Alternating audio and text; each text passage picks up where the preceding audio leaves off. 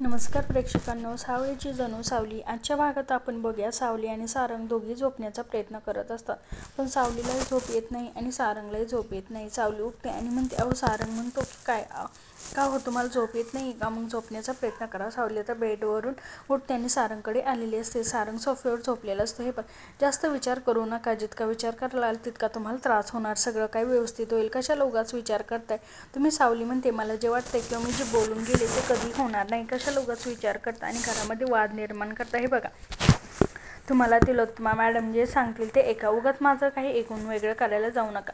सारंग म्हणतो, कसं आहे ना सावली, लग्नाच्या आधी जर बोलली असती तर मी एवढं मनाला लावलं नसतं किंवा सिरियसली सुद्धा घेतलं नसतं, पण आता कसं आहे, सगळं सिरियसली घ्यायलाच लागणार आहे. घरच्यांनी एवढं लवकर स्वीकारणं हे अशक्य. घरचे कधीही स्वीकारणार नाही, हे मला माहिती आहे. ते कधी स्वीकार नाही किंवा मला माहिती आहे ते कधी स्वीकारणार नाही, किंवा तू काय सांगितलं तरी ते आनंदाने एक्सेप्टही करणार नाही. पण बदल अटळ आहे, मी बदलच घडवणार आणि माझं काय आहे म्हणणं आहे किंवा तुझं काय आहे मी आहे त्यांना समजून देणार आणि पटवूनही देण्याचा प्रयत्न करणार. सावली आता सारंगने खूप छान शब्दामध्ये समजून सांगत असते. संघर्ष हा स्वतःच्या घरापासून सुरू करायला असतो, म्हणजे एक वेगळंच ताकद मिळते. स्वतःच्या घरापासून संघर्ष सुरू केला तर सगळं काही सोपं जातं. सावली आता सारंग उदाहरण देत असतो.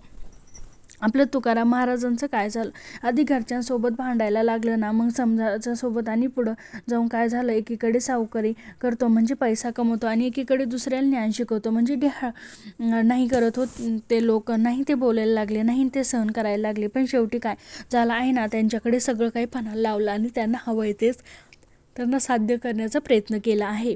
म्हणून तर आजसुद्धा लोक तुकाराम महाराजांचं नाव आदराने आणि मानसन्माने घेतलं जातं.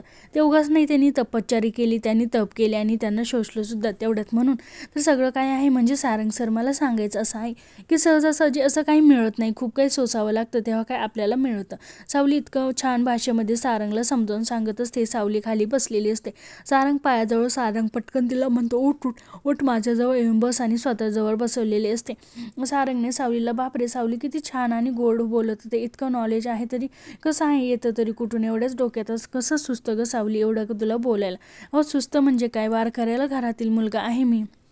उठल्यापासून ते झोपेपर्यंत विठुराय फक्त विठुरायच असतो, बाकी काही विश्वास नाही आमचं सुचणार नाही, आमच्या मनावर बिंबलही सगळं सुचण्याचा प्रश्नच नाही. सारंगच्या मनातलं गोंधळ अगदी सहजपणे सावलीने दूर केलेला असतो आणि त्याला म्हणते, आता झोपा तुम्ही, विचार करत बसू नका. आता सावली सारंगला सांगते झोपा, आणि ती बेडवर जाऊन झोपलेली लागलेली असते. सारंग अजूनही बसलेला असतो. सारंग म्हणतो, सावली मला झोप येत नाही ग. सावली परत आता उठते. सावली येते आणि सारंगला हळूहळू थोपटायला लागलेली असते की जेणेकरून त्याला झोप लागावी. सारंग पटकन त्या सावलीकडे बघतो आणि हातातलं धरून परत मागाशी सारखा त्याच्या जवळ बसवतो. एक कन्सेप्ट सुचलीये तुला, मी सांगतो बघ कशी वाटते. सावली, आपण कॅम्पेन करू शकतो ज्याचा उद्देश माणसाचं आंतरिक सौंदर्य खुलवणं हाच असेल, बाकी काही उपदेश नसणार. सरळ आपण हे सांगण्याचा प्रयत्न करायचा. सारंग म्हणतो, थँक्यू. सावली म्हणते, थँक्यू कशाला, अगं तू असं कसं केलं ना, आणि लगेच मला सुचलं, अजून कर मला असं. सावली म्हणते, सारंग सर झोपा, अवघत त्रास देऊ नका. इकडे आता सगळी वारकरी मंडळी एका आश्रमात म्हणजे एका शाळेमध्ये उतरलेली असतात आणि खूप पाऊस चालू असतो, त्यामुळे तिथे राहण्याची त्यांची सोय केलेली असते. आता सावलीचे आई बाबा खूप दमलेले असतात.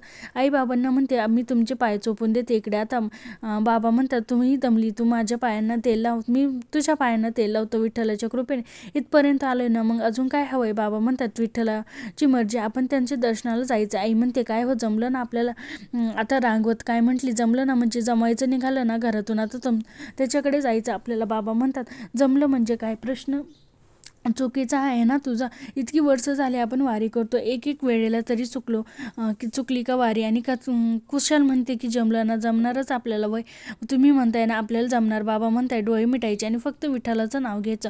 आपली पाऊल आपोआप त्या विठ्ठलाकडे धावते घेतात.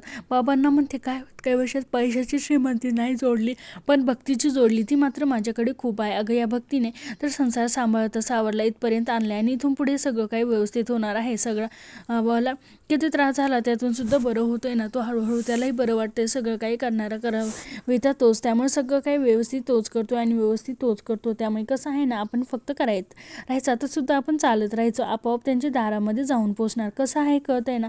हो, तुम्ही म्हणताय तेच खरंय, मला पटलंय. विठ्ठल असल्यावर कशाला करायची आहे काळजी. आणि सगळ्यात महत्त्वाचं, आपल्या साऊचं किती छान चाललंय. आपल्याला खात्रीसुद्धा नव्हती की साऊची तिथे राहू शकते किंवा ती लोक तिला स्वीकार करतील.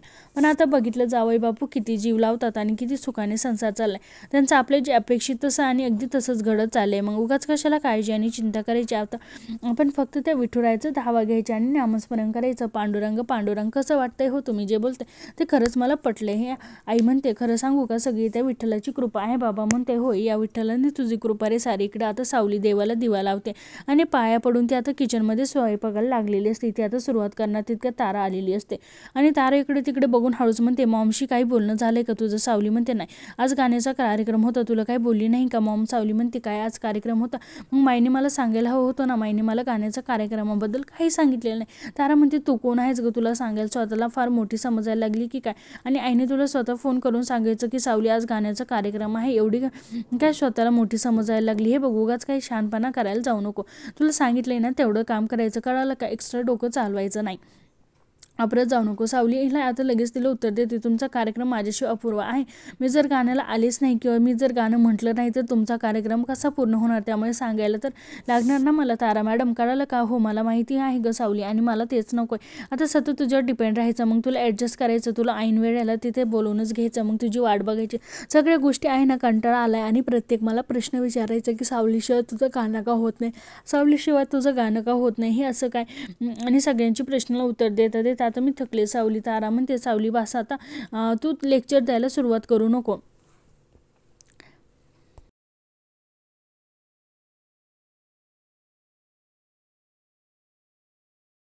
माझ्या आयुष्यात किंवा आत्तापर्यंत मॉमचे लेक्चर ऐकण्यात गेले, आता तू सुरू होऊ नको. मॉमची जागा काय तू घ्यायला जाऊ नको. त्यामुळे प्लीज अगदी शांत बस, गप्प गुमानं कॉफी बनवायची आणि माझ्या रूमाला ते आणून द्यायची. कळालं का? सावली ऑर्डर सोडते आणि तारा रागाने तिथून निघून गेली असते. इकडे आता तिलोत्मा, बाबा आणि सारंग त्यांची तिघांची अशी मीटिंग चाललेली असते आणि तिलोत्मा सारंग जे म्हणत असते ते अजिबातच पटलेलं नसतं. इम्पॉसिबल. सारंग, तुला जर असं वाटत असेल की तू काहीतरी सांगशील, काहीतरी ठरवशील, निर्णय घेशील आणि तो निर्णय आम्ही मान्य करावा, इज इम्पॉसिबल. तू म्हणतोय तसं अजिबात काही होणार नाही. आम्ही सांगतो तसं होणार असेल तर सगळं काही व्यवस्थित होणार. तुझ्या म्हणण्यानुसार आम्ही कुठलेही डील वर्क करणार नाही. कळालं का सारंग? प्रत्येक बिझनेसचे ना काहीतरी रूल्स असतात, प्रिन्सिपल्स असतात आणि तुझ्या म्हणण्यानुसार सगळं काय आपण बदलू शकत नाही ना. आता बाबा म्हणतात, तिलोत्मा, मला काय वाटतंय माहिती आहे का तुला? सारंगची जी आयडिया आहे ना ती इंटरेस्टिंग वाटते. आपण रेग्युलर तेच करतो, आता काहीतरी हटके करून काहीतरी वेगळं तर मिळू शकतो है ना. म्हणून सारंग जे करतो ते सुद्धा ट्राय करायला काहीच हरकत नाही. तिलोत्मा, सारंग काहीतरी वेगळे करण्याचा प्रयत्न करतो आणि सगळ्या गोष्टीचं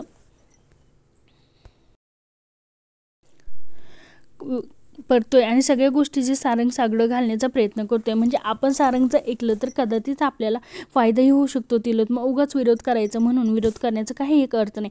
बघ जरा विचार कर तिलोत्मा. आता बाबांनी सारंगचं म्हणणं पटलेलं असतं. तिलोत्मा म्हणते, अहो मेंदळ, इतकी वर्ष मार्केटमध्ये काय करतोय आपण? बिझनेस फक्त सौंदर्य आणि सौंदर्याचं विकतोय, बरोबर आहे ना? ब्युटी प्रोडक्ट विकतोय, सौंदर्य विकतोय म्हणल्यावर आपण कसं असायला हवं किंवा कॅम्पेन कोणत्या पद्धतीने करायला पाहिजे. आणि सडनली आपण असा प्रकारचं सौंदर्य विकायला लागलो की ज्याला काही एक अर्थ नाही, तर आपण किती रिव्हर्समध्ये कळते का तुम्हाला? तुझे काही विपरीत कल्पना आहे ना, त्याला मी काय सपोर्ट करू शकत नाही.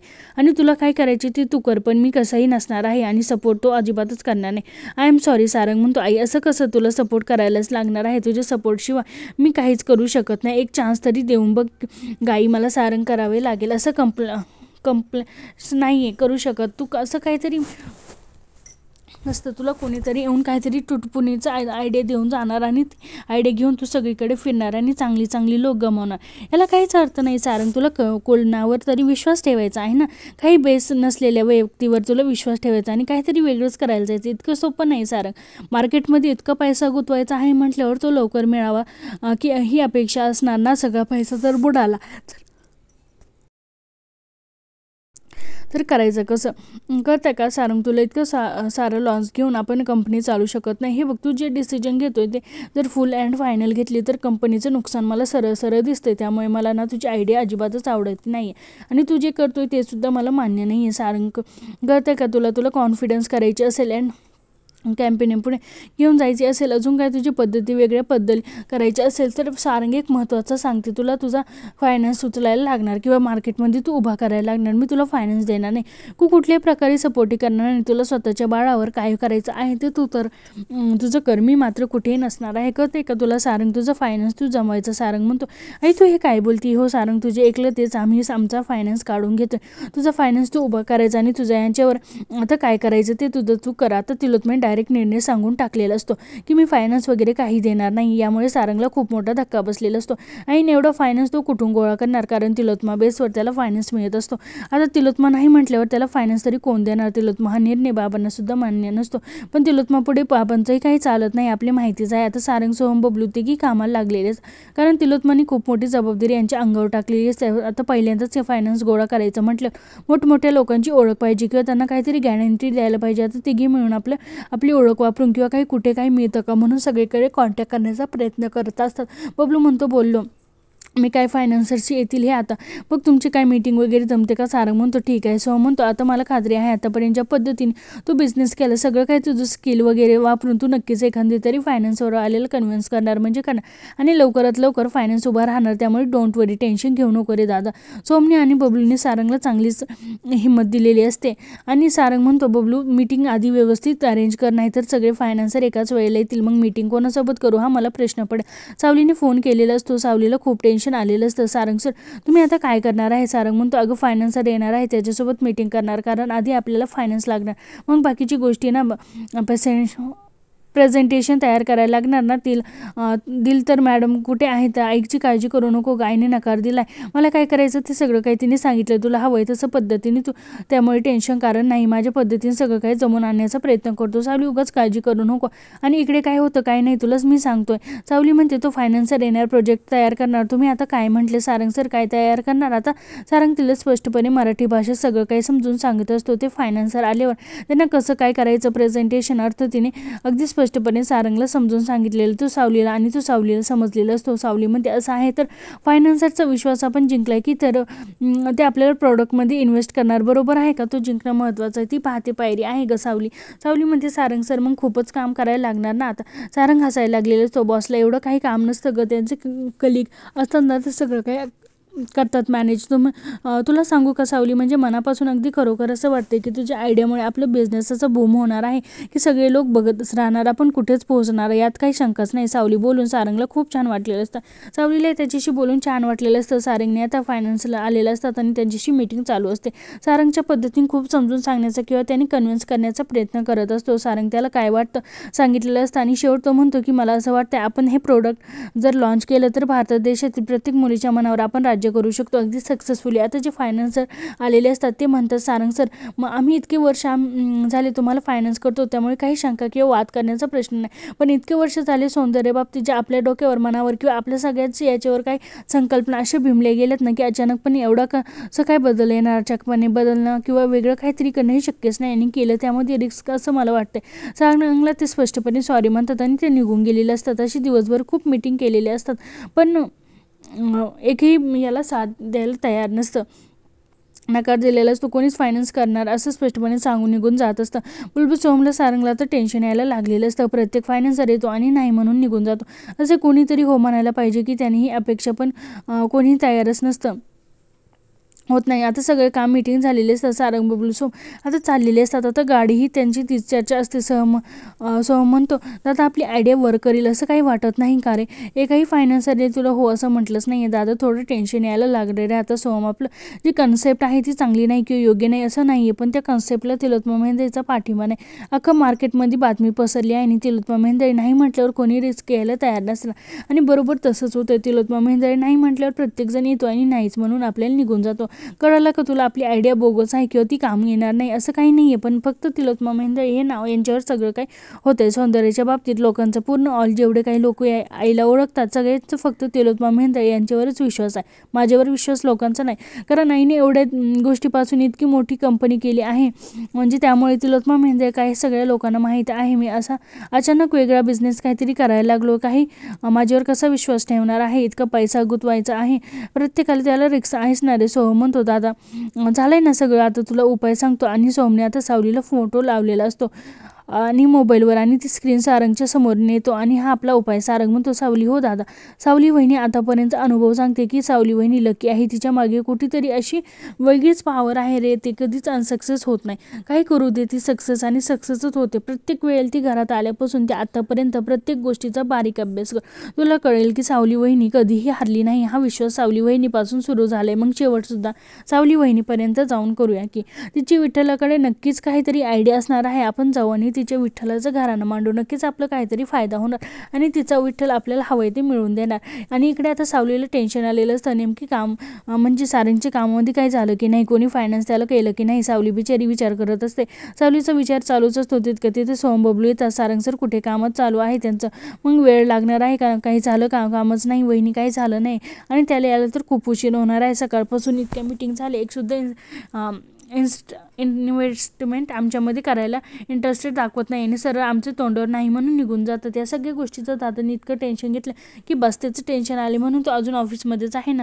हो वहिनी, सारंग सर खूप नाराज झाले सगळ्या गोष्टी. आता सारंग नाराज म्हटल्यावर सावलीही लगेच नाराज झालेली असते. सावलीसुद्धा खूप टेन्शन आलेलं असतं.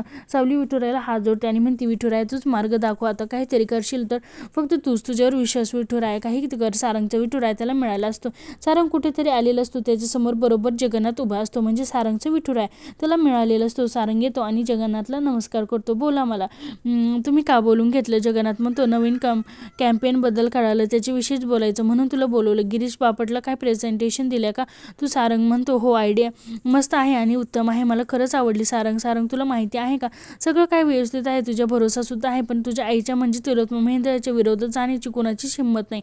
तिलोत्तमा मेहेंदळपर्यंत आजपर्यंत इतके काही कमवलं, इतकं काही नाव कमवलं, तिच्या विरोधात एकदम कुणीही जायला तयार नाही, म्हणून तुला कदाचित फायनान्सर नाही म्हणतं असेल. बरोबर आहे का सारंग. कसं आहे ना, सारंग इतकं मोठं सौंदर्याचा ब्रँड जिने उभा केलाय, इतका मोठा केलाय, त्याच बाईला ती सौंदर्याची कल्पना आवडली. मग आपण फायनान्स कसा करायचा हा प्रत्येकाला प्रश्न पडतो आणि प्रत्येकजण आपली लॉस होईल ह्याच विचार करतो. त्यामुळे कोणी पुढे घेऊन तुला तयार होत नाही की होकार द्यावा किंवा तुझ्याबरोबर चालेल. बरोबर आहे का सारंग. मला जे म्हणायचं तुला कळतंय का. एकदम विश्वास ठेवायला सगळेच घाबरतं. बरोबर आहे का तुमचं पण म्हणणं काय आहे. यावर जगन्नाथची म्हणतात, हे बघा आम्ही बिझनेसमॅन आहे, त्यांच्याशी माझं बोलणं झालं, तुझी जी आयडिया आहे ती त्यांनी आवडलेली आहे. आता मी जर बोलले त्याच्याशी पण काय आहे ते रीतसर तू बोल. आता जगन्नाथ त्या लोकांना फोन लावून देतो आणि सारंगला त्याच्याशी बोलायला लावतो. जगन्नाथ लगेच फोन लावतो आणि सारंगला त्या लोकांशी बोलायला लावतो. सारंगला खूप आनंद झालेला असतो की जो फायनान्सर बोललेला असतो तो रेडी असतो याला फायनान्स करण्यासाठी. सारंग म्हणतो, पुढचं बोलणं आपण ऑफिसमध्ये बोलूया आणि फोन ठेवलेला असतो. जगन्नाथला म्हणतो, जगन्नाथ खरंच थँक्यू, तुम्ही खूप मोठी मदत केली. जगन्नाथ म्हणतो, सारंग थँक्यू कशाला म्हणतोय, माझ्या लेकीचा केली ना कल्पना, लेकीची आयडिया आहे, इतकी वर्क होणार आहे की बघतच राहा. काय उच्चांक गाठशील ना सारंग, तुला वेळसुद्धा नसणार आहे सगळ्या गोष्टीकडे मागे वळून बघायला. माझ्या लेकीने सांगितलं म्हटल्यावर बघ कशी प्रगती होती ना, आता बघतच राहा, फक्त माझ्या लेकीला सुखात ठेव रे सारंग, सगळं काही तुला आपोआप मिळेल. आता जगन्नाथ इतका आनंद झालेला असतो की पहिल्यांदा सारंग त्याच्याशी इतकं छान बोललेलं असतो.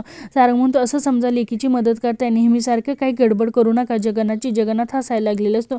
सारंग नाही रे. सारंगला आनंद झालेला असतो की शेवटी जगन्नाथने त्याला मदत केली. जगन्नाथ म्हणतो, सारंग तुझ्यावर विश्वास आता नाही, आधीपासून तुझ्यावर विश्वास आहे म्हणून तर लेख दिली ना तुला. सारंग म्हणतो, थँक्यू. आणि आता लगेच सोहमचे बोलतो तो की सावली वहिनीकडे वेगळीच काहीतरी पावर हे सारंगला आठवायला लागलेलं असतं.